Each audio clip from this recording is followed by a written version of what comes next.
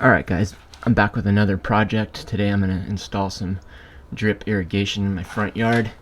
I've got about 80% of it done. I'll show you the remaining plants that I'll tap into.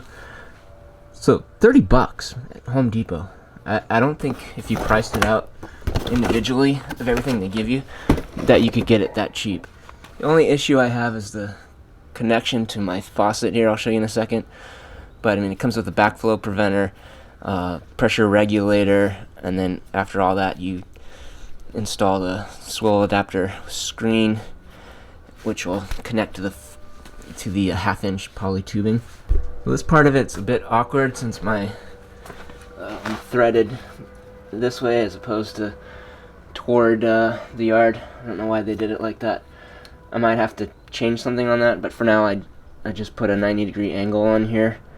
I'll figure something else out later. That won't be too difficult. I'm going to tap it into the half-inch line here with this little poker, and then I'm going to run two quarter-inch lines with 1 gallon emitters. They give you a bunch of 1 gallon emitters, and they give you a couple of 2 gallons, and I think like a couple of 4 gallon per hour.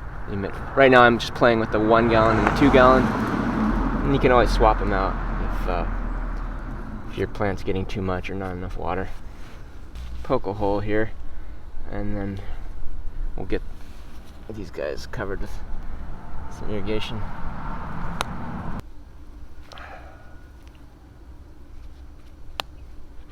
Alright, so it's snapped. That means it's connected. I like to just kind of wiggle it, twist. Alright, made my connection there.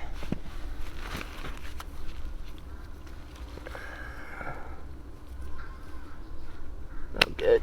Better to have too much of a line than not enough. Go ahead and put my 1 gallon emitter onto the hose.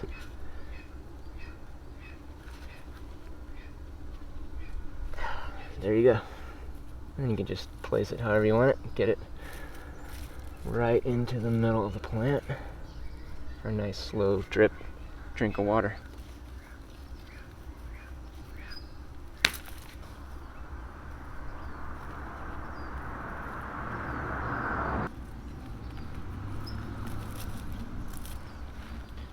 If you have any issues with these hoses being temperamental, not getting to where you want them to be, you can get these little clamps and then stakes.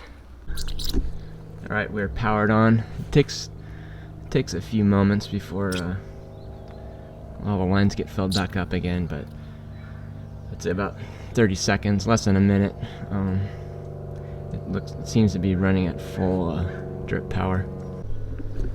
We've got a 1 gallon emitter on this rose, another gallon emitter on the thyme. This guy, I think I put a 2 gallon. I got a 1 gallon here for this lavender plant I just bought. Very excited about this. Never tried drip irrigation before. I hate watering my hand. And this is the end of the line right here. As you can see, there's a clamp.